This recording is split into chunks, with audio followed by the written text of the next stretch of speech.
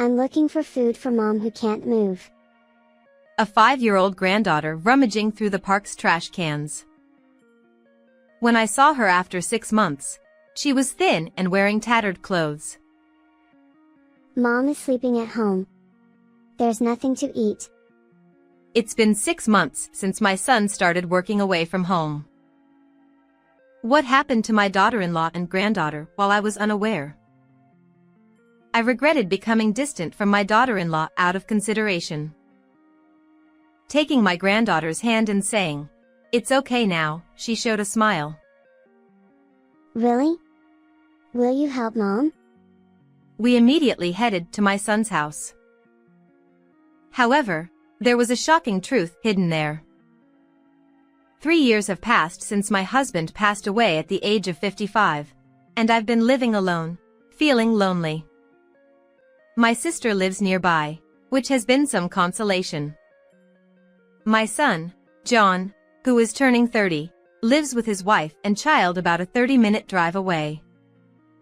Actually, I worried because after graduating from college, there was a period when John didn't work. He was doing a part-time job while getting deeply into his hobby of touring on his motorcycle. I want to enjoy life. Traveling on my motorcycle, seeing sights, it's the best. I don't want to work. Watching my son say such things, I couldn't help but feel anxious. However, a few years later, he finally found a job and got married, which relieved me. But John's habit of playing around didn't seem to change, causing worries for his wife, Kate. Kate, 2 years younger than my son, was lively and cheerful, and I liked her immediately. Soon after getting married, my granddaughter Mary was born, and I was completely overjoyed. Kate, I've bought diapers and milk for Mary. Oh, thank you. It's messy inside the house, but please come in. It's okay. I'll tidy up. Kate, you just relax. Since her parents couldn't help her being far away, I frequently visited my son's house, bringing baby essentials and household items for my daughter-in-law. I did my best, cleaning up, comforting crying Mary, and more. My actions were driven by the desire to see my granddaughter and the goodwill to help my daughter-in-law, but it seemed they were pressuring her. Caught up in the cuteness of my granddaughter, I didn't realize this. One day, when I visited my son's house, there was no response no matter how many times I rang the doorbell. Did they go shopping? Deciding to come back later, I was about to leave the bag of toys for Mary's birthday present on the doorstep when I heard my granddaughter's cries from inside. Worried, I tried to peek through the window, but when the crying stopped, I quietly backed away. It was then that I realized, for the first time, how much my daughter-in-law disliked me, using the excuse of not being home. Despite the shock, I sent a text to my daughter-in-law letting her know I left the present. I see. I'm just her mother-in-law, so she can't relax. Even though I understood it logically, I couldn't help but feel immensely sad. And to make matters worse, something happened that added to my distress. That night, my son visited home with a stern expression. There were 2 matters he needed to tell me, both of which were painful for me. Mom, I've been transferred to another state for work, so I'll be working away from home. Really? We won't be able to see each other like before. I'll miss you. As the location was inconvenient for family life, he decided to go alone, leaving his family here. I was shocked, but my son's expression was grim. I wondered why, but his next words revealed the reason.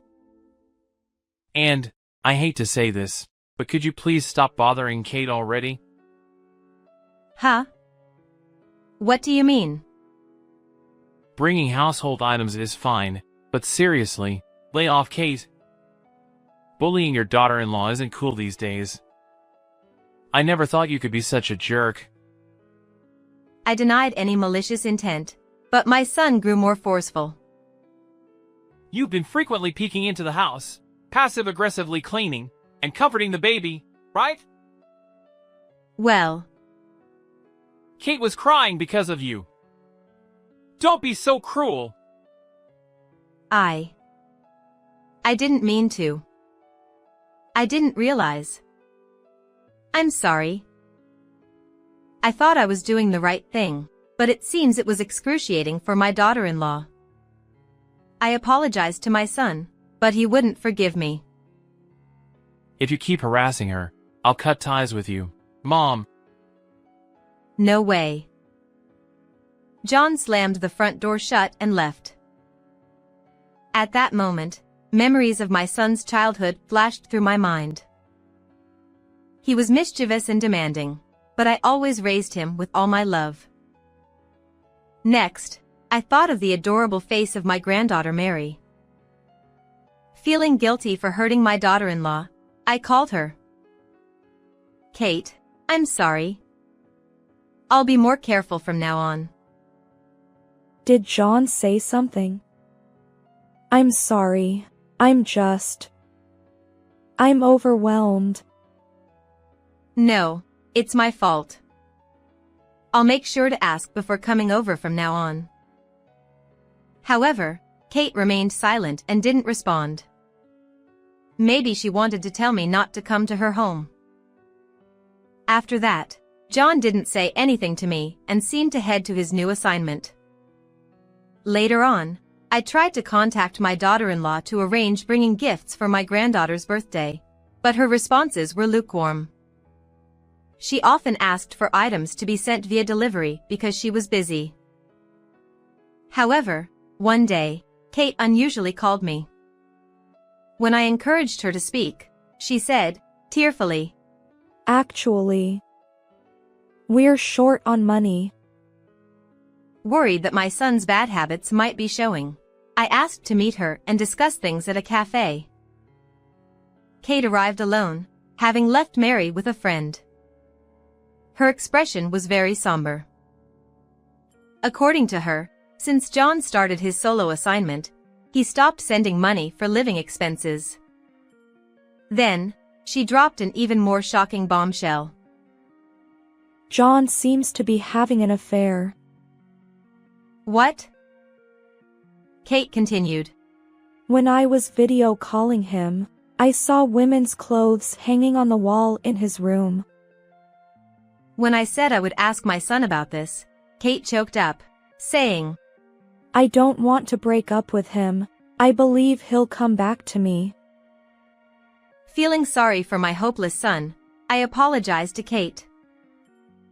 Kate then made a request, saying, I've started working part-time, but it's not enough.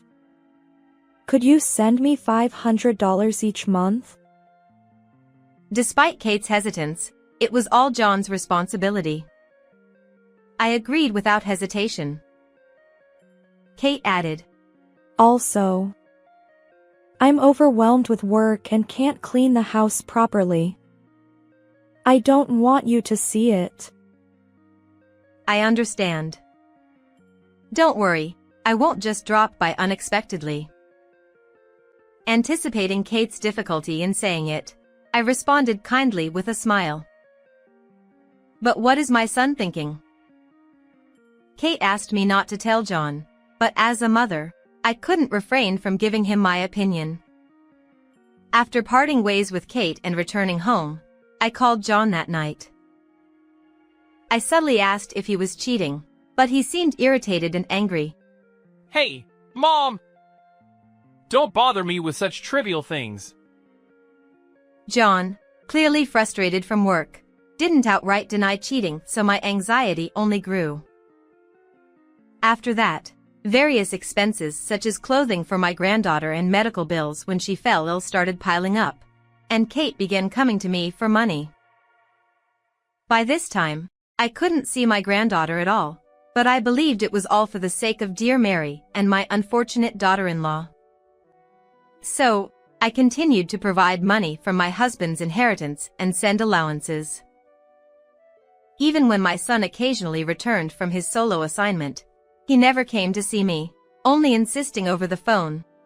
I'm so busy. Be nicer to Kate.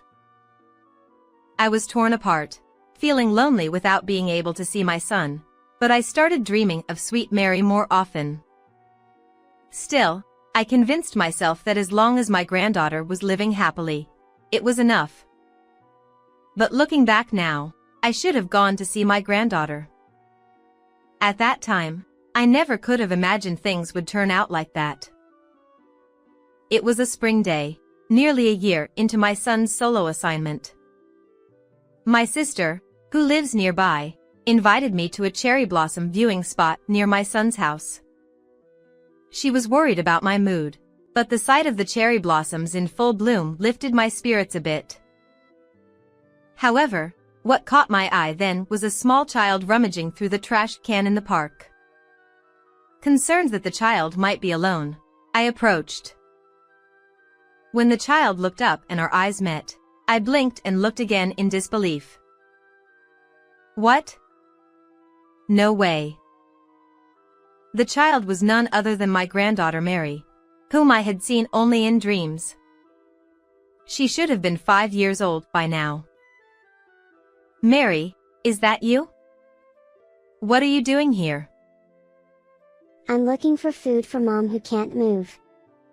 It had been a year since I last saw my granddaughter, and she looked emaciated, her collarbones visible, wearing tattered clothes with torn pants.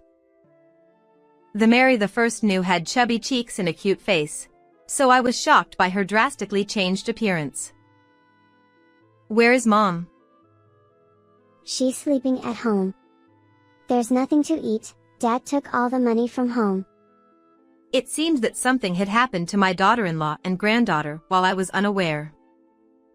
I regretted becoming distant from them out of consideration for Kate, waiting for her to reach out. I immediately approached my granddaughter and hugged her. Everything will be okay now that Grandma's here. Really? Will you help Mom? My eyes welled up at the thought of my granddaughter, who was always thinking of her mother, and anger toward my son made me feel feverish.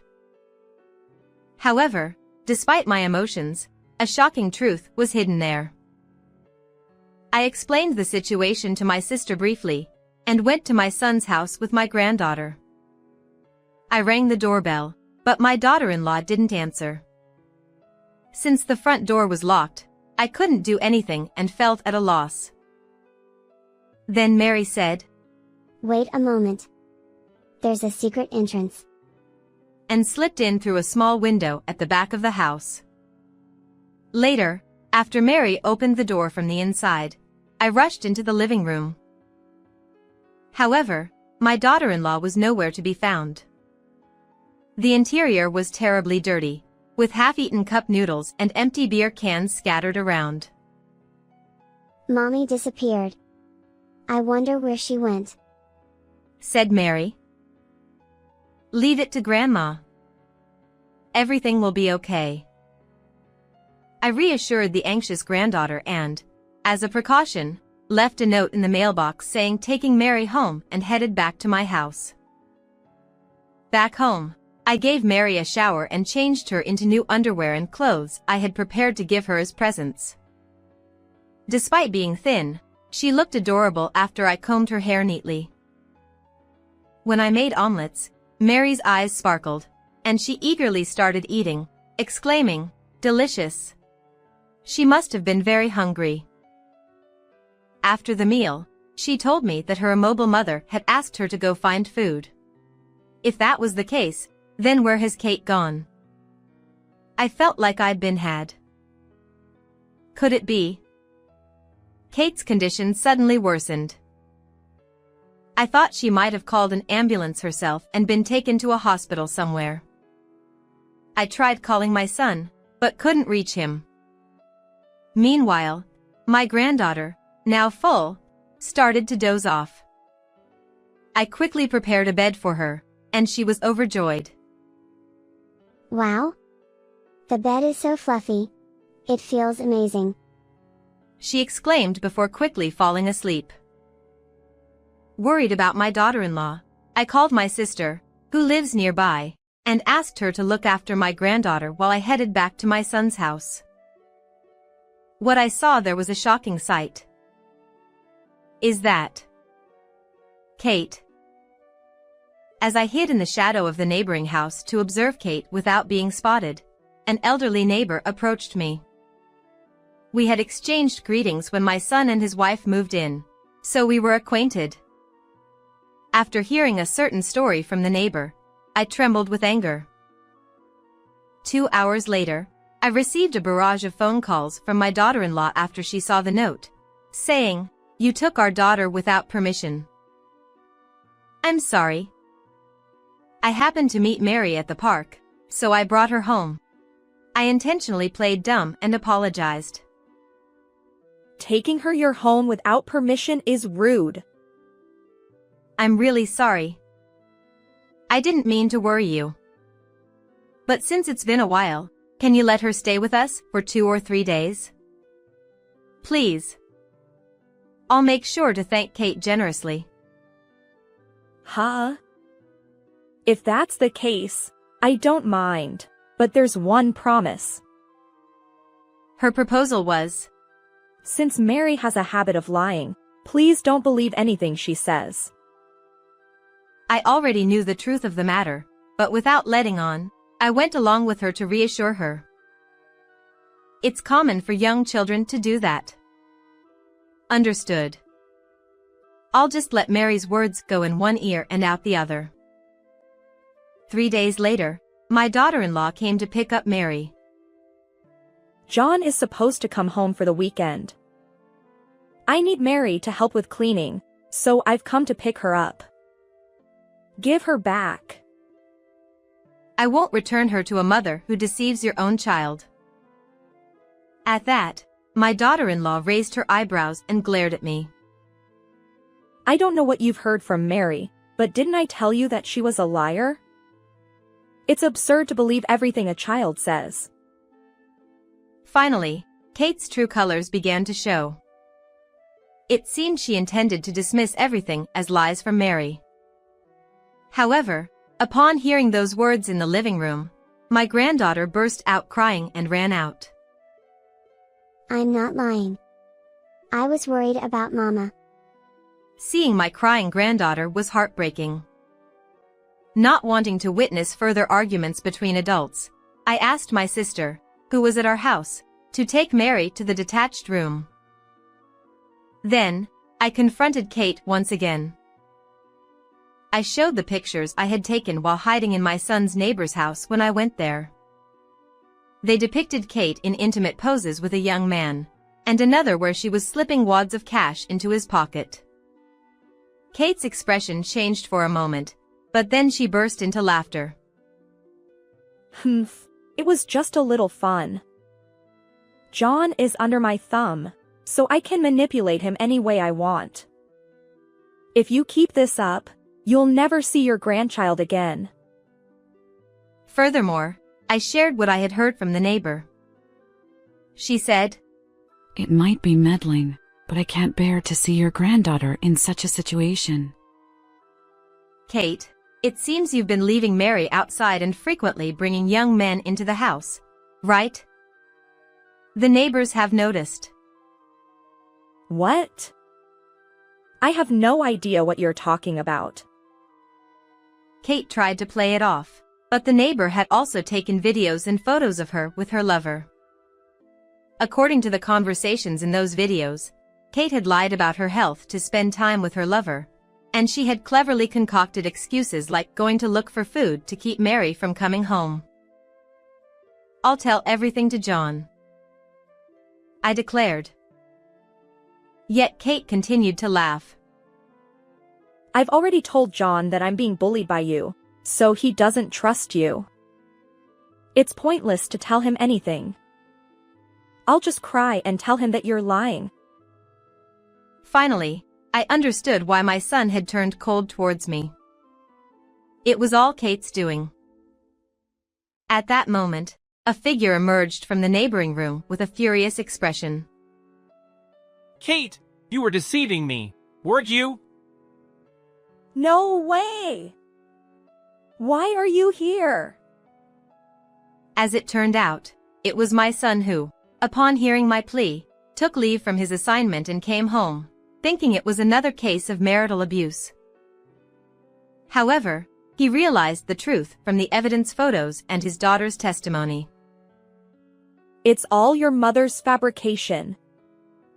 Don't believe those photos, they're fake. Are you saying Mary's lying too? I trust my daughter's word over yours. But Although I hadn't been informed, my son had a change of heart after his child was born.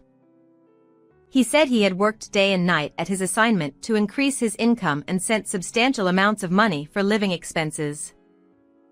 Kate couldn't have been short of money. She had spent all the money she received from John and the allowances I sent on her young lover. Finally, John realized he had been fed lies by his wife about being mistreated. Mom, I'm sorry for all the terrible things I've said. It's okay if you understand. Then, my son decisively announced divorce to Kate. Realizing she had no way out, Kate instantly apologized to me and began to beg for forgiveness. Mother-in-law, I'm sorry. Please forgive me. I was just lonely without John. Please ask him to reconsider the divorce for the sake of our daughter. I may forgive what you've done to me, but I'll never forgive you for what you've done to my precious granddaughter. But even after all this apologizing, Apologies don't make everything okay. My son and I looked down coldly on Kate as she broke down in tears right then and there. Afterwards, evidence of her infidelity came to light, and she was divorced from John, who demanded $20,000 in alimony and $50,000 in child support. Kate, who had hoped for reconciliation, borrowed money from a loan shark to make the payments. Furthermore, John was furious upon seeing Mary's emaciated state and reported it to the police. Kate was taken into custody by the police and received a severe reprimand. It was discovered that Kate had met the young man she was having an affair with at a bar and had been supporting him financially. However, when the money ran out, she was quickly discarded. While I know she was being chased by debt collectors, her whereabouts afterwards are unknown. John also demanded $20,000 in alimony from Kate's affair partner. He too borrowed money to make the payment and is currently working day and night as a day laborer. Now, my son has returned from his assignment and is living with Mary and me at my house. A new life with my granddaughter, son, and me has begun. With more smiles from my granddaughter, I'm enjoying peaceful days. How did you find this story? Don't forget to subscribe to the channel. Well then, let's meet again in the next video. One day during lunch. It's a pity you didn't graduate from university. The highly educated, pushy mom looked down on me, who has no academic degree. The other moms cover their mouths with their hands, nodding sympathetically with pitiful looks in their eyes. I didn't know what expression to wear, so I just stayed silent. We have to make sure our kids don't end up like this. In the next moment she uttered those words, my true self, which she had been looking down on, became evident. Don't you know? My mom. After sending off my son to morning practice for his club activities, my day as Samantha White begins. Good morning. Has Mike already left? That's early. My husband appeared at almost the exact moment my son left. He sat down at the table with a big yawn, holding a newspaper in one hand. I know, right? I thought it wouldn't last, but it's surprising that he stuck with it for 3 years. Definitely. I feel like he's grown a bit tougher. I answer as I arrange breakfast in front of my husband, who is talking while spreading the newspaper. I feel like his back has broadened. I wonder if he's eager to grow up quickly. Middle schoolers are still kids. He puts the newspaper aside, and I take a seat across from him. Well, you know, he says he wants to get a job. My husband, holding a fork, pauses in surprise. Really? Isn't he quite high-ranking in his grades? Yeah, he is. So the teacher is suggesting he go to high school. I couldn't help but think that I should have had more options when I became an adult. Having graduated from a good school opens up a wider range of job opportunities. That's why I wanted to provide an environment where my son would pursue what he wanted to do. With encouragement from us as parents, we decided to have our son take the entrance exam and enroll him in his current middle school. But I have absolutely no intention of pushing him towards attending high school. I didn't want to limit my son's life in any way. Well, I think he should just go on to high school. Well, maybe he has something he wants to do too. Yeah, that's right. He still has time until graduation, so let's see how things go. Both my husband and I were in agreement that we just didn't want our son to have any regrets. I'm really grateful that my husband shares this mindset.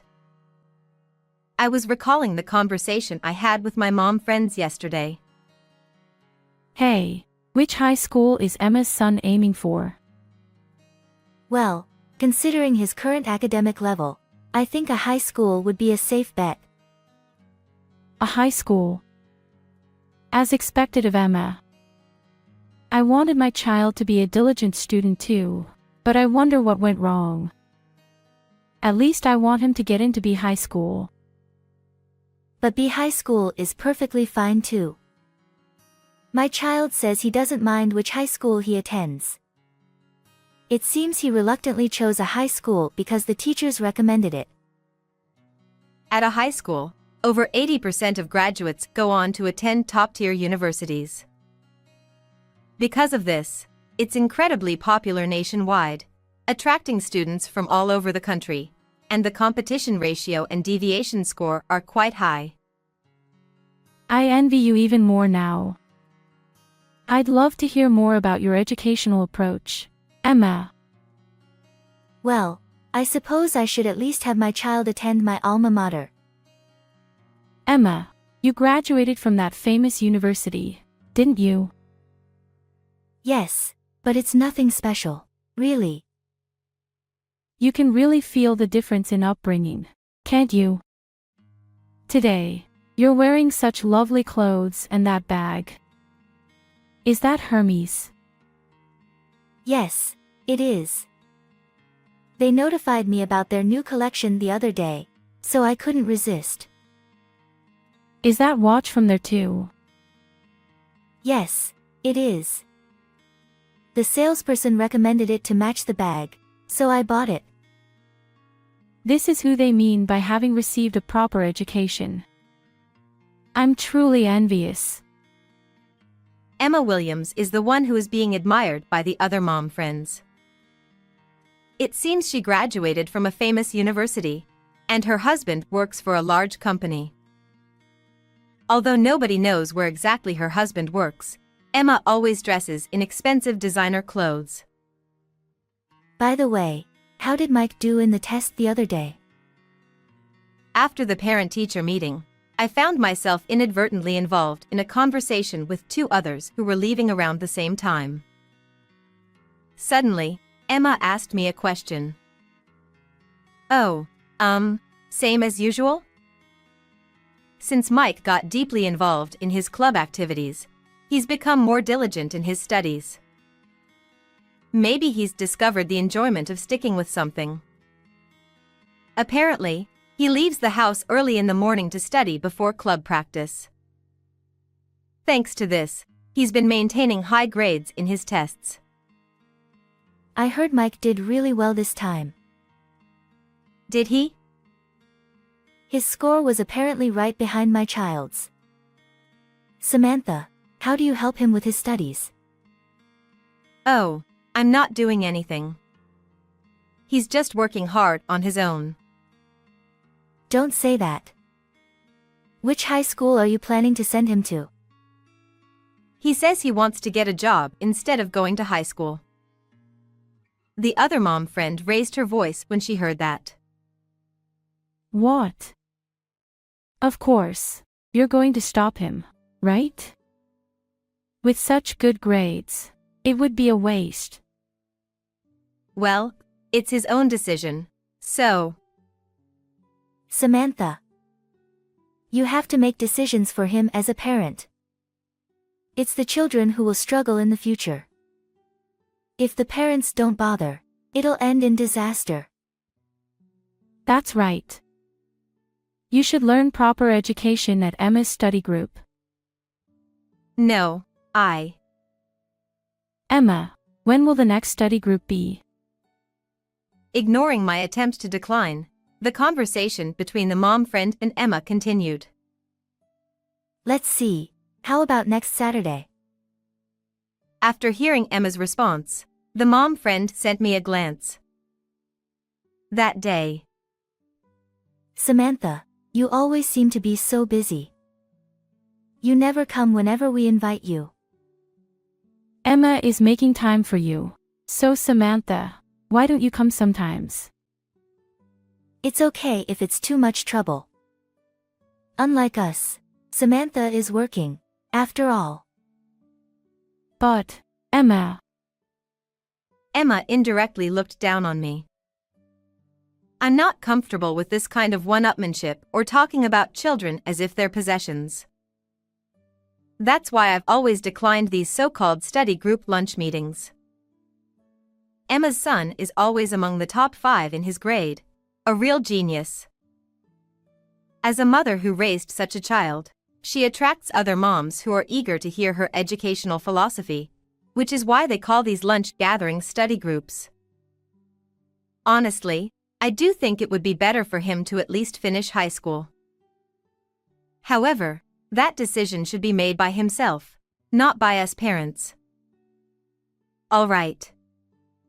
I'll adjust my schedule and join in. I reluctantly agreed with a sigh, and Emma seemed satisfied. I believe in my son.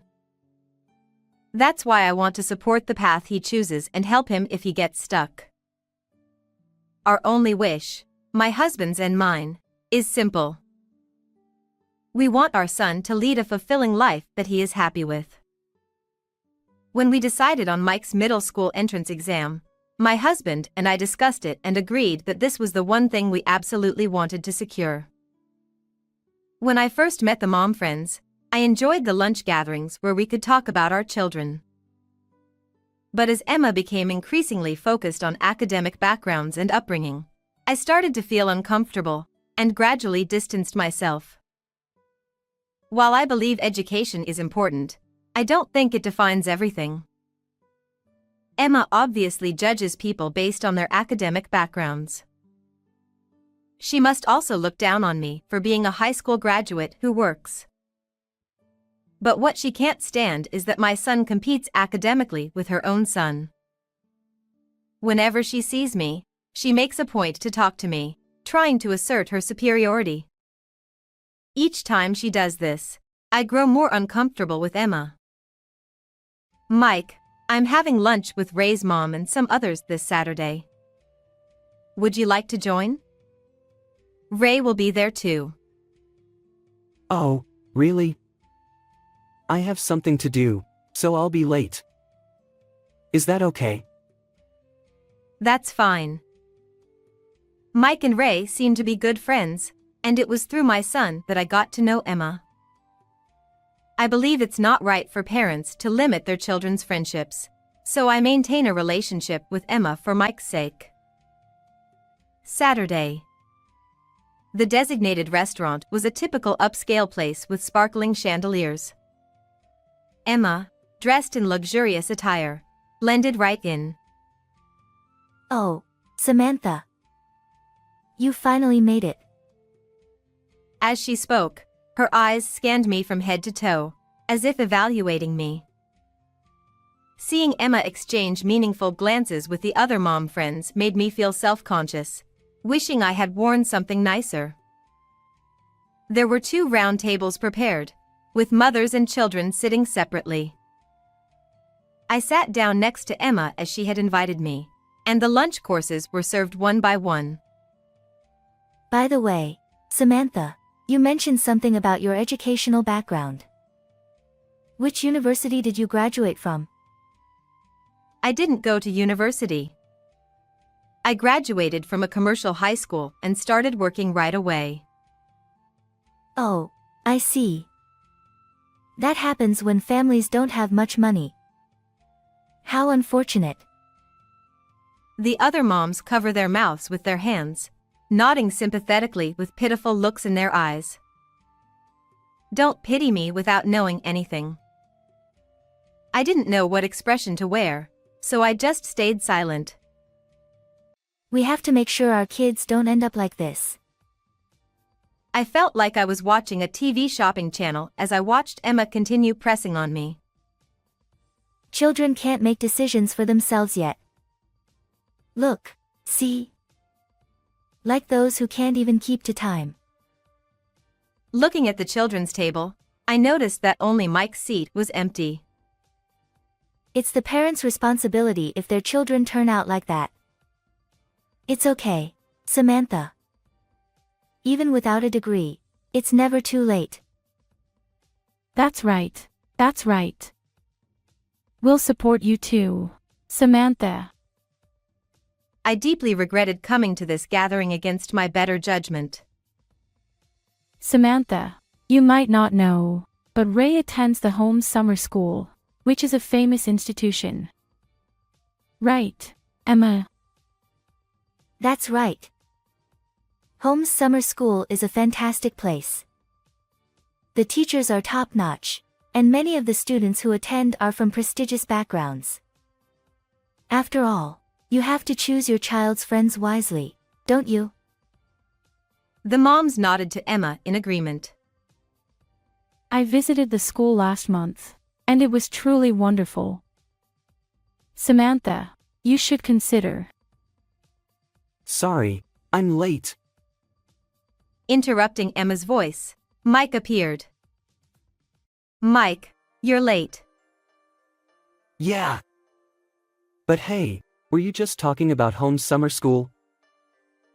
Mike's question caught Emma's attention. Do you know about it, Mike? What do you mean, know about it? It's my mom's summer school. There was a moment of stunned silence in the room. Huh. Sorry, did I say something wrong? Well. We whispered to each other while glancing around at everyone's faces. What do you mean? Your mom runs a summer school. Yes. She runs the summer school. Ray goes there too. Samantha, you're a business owner. I wouldn't call myself a business owner. Mom, why are you being so modest? You're a great businesswoman. I'm proud of you, so be proud of yourself. Encouraged by his words, I explained to the mom friends. Holmes Summer School was originally started by an acquaintance as a small private school. However, it wasn't doing well, so they asked for my help as someone who can handle numbers. I started with financial support and, as I had studied a bit about running a business in high school, I gradually took on more responsibilities. Before I knew it, I became the head of the school. It's not just me. The teachers and staff members are the ones who really take care of the students, provide appropriate support, and create a good atmosphere. Thanks to that, word of mouth spread, and more students joined. I just think I'm lending my name. As I talked about this, the mom friends who usually directed envious glances at Emma were now looking at me with admiration. Just then, my phone rang, so I excused myself and left the table. When I returned after finishing the call, I found Emma picking a fight with Mike. Your mom being the owner of home summer school is just a lie, right? Show me some proof. Even if you ask for proof, why don't you just call the school and check? You can easily coordinate something like that. Realizing her own position was now in jeopardy, Emma lashed out at Mike, driven by her emotions. Her words became increasingly nonsensical, and the other mom friends looked at her with pity. Mom, please stop. You're embarrassing yourself. Before I could intervene, a boy wearing the same uniform as Mike stepped in to separate Emma and Mike. Shut up. You should stay out of this. It's you who needs to shut up, Mom. You're embarrassing. Don't show my friends your ugly side. Mike, I'm sorry. My mom's saying crazy things. No, I'm sorry. I must have said something to upset her. I was moved to tears as I realized how much this child had grown to be able to say such things. Despite Emma's one-sided outburst, he could still apologize. And having such a wonderful friend like Ray made me proud. I'm sorry things got out of hand for both of you. If I had explained about the summer school from the beginning, this wouldn't have happened. Ray, thank you for standing up for Mike. With that said, I paid for two and left the place. Mike, you've grown up. I was really surprised. Really? I didn't expect Ray's mom to be like that. Mike stretched as he looked at the blue and orange gradient of the dusk sky. So, you're proud of me, Mike? I peered into his face with a slightly mischievous smile. Stop looking at me like that. You're annoying. I chased after Mike, who was embarrassed, and ran away. Hey, Mike, what do you want to do after graduation? Walking beside him, I waited for his response while looking at the beautiful sky. I want to expand that summer school. Huh? Is that what you want to do, Mike? Yeah, that's right.